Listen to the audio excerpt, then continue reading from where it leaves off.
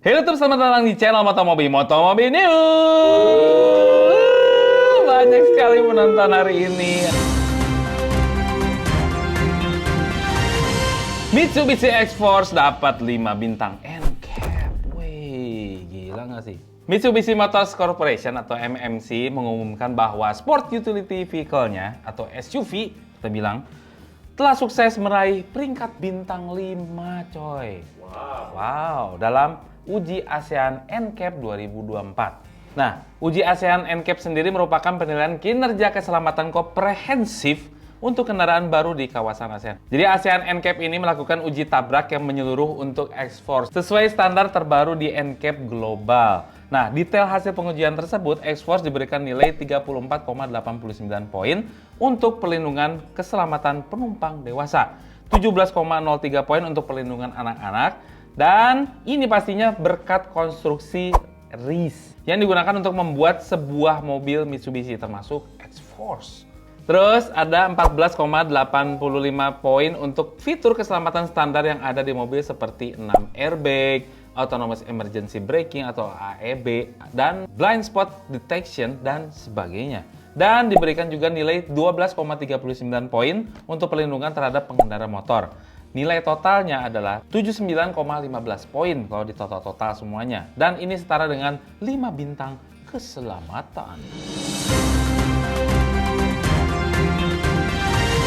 Toyota Starlet sekarang ada versi yang crossover, Jadi nama Toyota Starlet sebetulnya di Indonesia kan udah nggak begitu terdengar lagi sejak adanya Starlet Turbo Look. Ingat nggak? Itu di tahun 90-an, 97-an.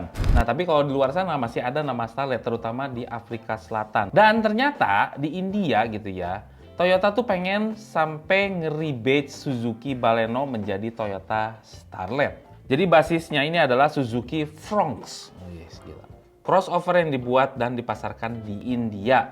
Siluet bodi Starlet Cross ini sepintas memang identik dengan Suzuki Fronx dan Tizor atau Toyota Tizor ya, yang ada di India. Hanya saja ada sedikit pembeda pada bumper depan dan emblem yang dipakai. Starlet Cross hanya ada varian mesin bensin 1500 cc dan bertenaga 103 horsepower dengan torsinya 138 Nm.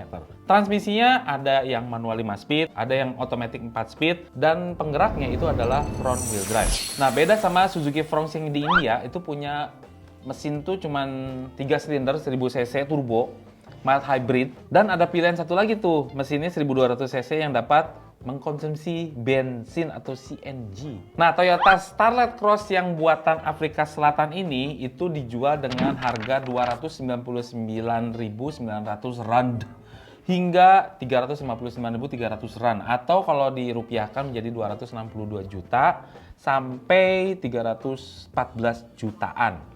Tapi di zaman adas-adasan seperti ini, Starlet Cross ini belum pakai adas ya. Mungkin kalau di sana nggak perlu, mungkin jalannya tuh gede, nggak kayak di kita yang udah sempit-sempit gitu ya, itu nggak perlu lah. Mazda EC6 ini adalah sebuah sedan yang berpenggerak elektrik atau PHEV. Mobil ini diperkenalkan bulan April lalu di Beijing dan akan dijual mulai akhir tahun ini. Nah, karena ini sedan yang elektrifikasi gitu ya, jadi ini menarik. Kata Pak Riki Tio nih ya, COO Eurocars Motors Indonesia atau EMI sudah berkonsultasi dengan Mazda Global soal kemungkinan Mazda EC6 ini bisa dijual di Indonesia.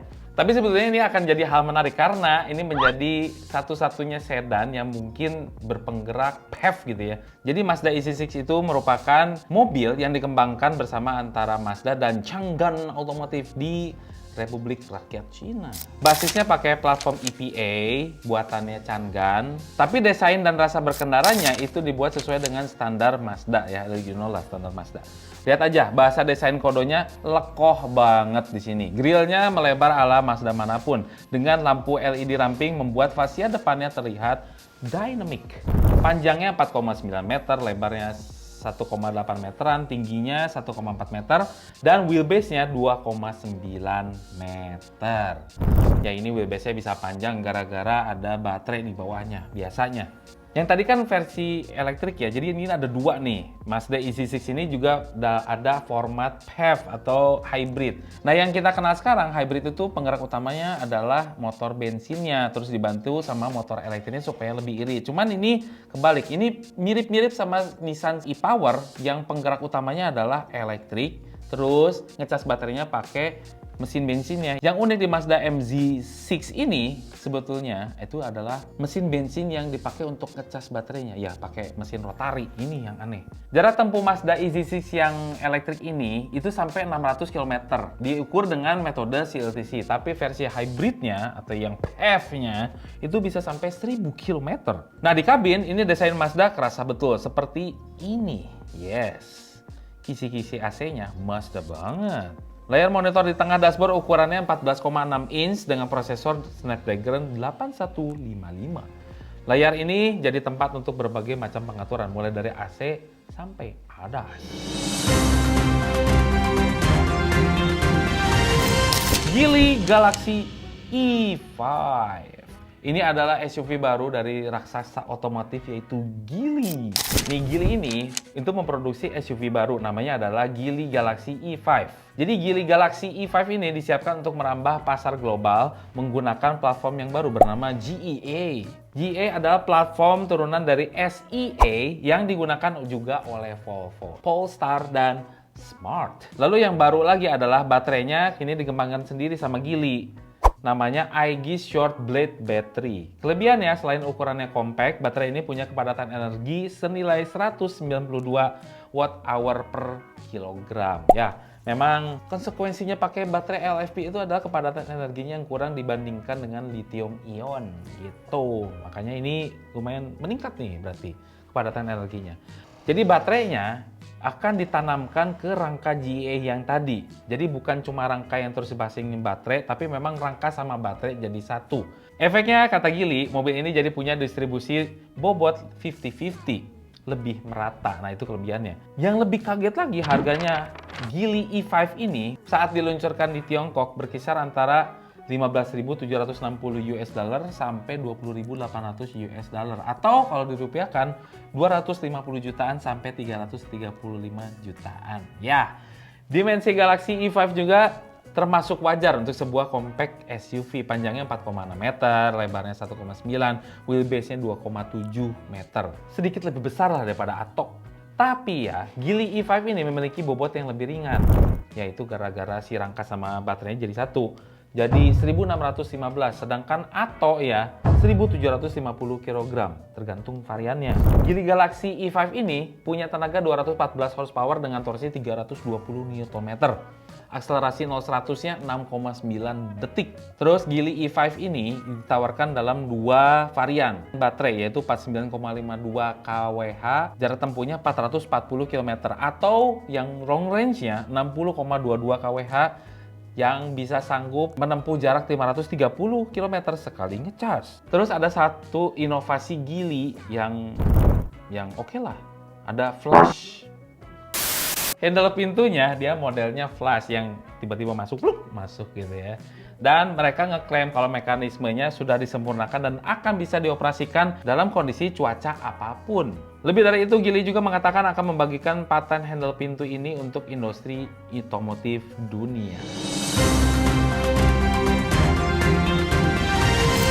Wuling Cloud EV punya kembaran. Nah, kalau di Cina banyak kan mobil elektrik, dan salah satunya ada yang mirip-mirip juga dengan Wuling Cloud EV. Ya, tapi ini bukan di Cina aja, ada di India. Nah, kalau di India itu ada merek MG, namanya MG Windsor. Nah, teaser-teasernya udah mulai keluar nih, MG India, yang memperlihatkan Windsor sedang diuji. Terus pengujiannya juga terbilang ekstrim karena dihadapkan dengan medan pegunungan tanpa lapisan aspal. Tapi ya karena ini dalam proses uji, spesifikasinya juga belum cukup beredar banyak dan bahkan belum ketahuan sebetulnya. Tapi kayaknya sih nggak akan jauh berbeda dengan Wuling Cloud EV. Yang hampir pasti berbeda adalah jarak tempuhnya, karena Cloud EV diklaim punya jarak tempuh 460 km dengan baterai penuh. Nah, Windsor ini pasti akan berbeda karena sistem pengujiannya juga berbeda. Nggak tahu tuh jarak tempuhnya bakal jadi 600 kah? Kita nggak tahu. Karena pengujian India beda sendiri. Pendukung kenyamanan juga diperkirakan nggak akan jauh berbeda, terutama soal kursi. Terus, si Cloud EV itu sangat mengedepankan kenyamanan kabin yang didapat dari desain jok ala sofa. Tapi yang jadi pertanyaan adalah material yang digunakan. Karena situs MG India sepertinya mengedepankan banget soal kemegahan dan kemewahan. Fitur lainnya sepertinya sih nggak ada yang berbeda dengan Cloud EV, mulai dari layar infotainment berupa monitor 16,6 inci, instrumen cluster 8,8 inci untuk pengemudi, hingga fitur ADAS-nya juga tetap ada. Nah, MG Windsor ini sepertinya dibuat di fasilitas MG India yang berlokasi di Gujarat. Jadi tidak akan datang dari Indonesia, JCBU. Nggak ada sponsor yang apa gitu biar bisa minum gitu kan, nggak enak juga ada pakai foto lah sih, kan RB enak ada mereknya gitu. Jangan lupa untuk tekan tanda jempol ke atas, subscribe channel Mobi dan Mas Bobi berikutan loncengnya. Share juga video ini ke seluruh dunia dan beritakan juga kalau ada video Motomobi News itu di paman Anda, cucu Anda, di anak Anda gitu ya, bayi-bayi yang baru lahir, gitu langsung kasih tahu, Motomobi News itu. Kasih tahu semua dan jangan lupa baca artikelnya di motomobinews.id. Hah, lancar. Iya benar itu satu. Terima kasih telah menonton.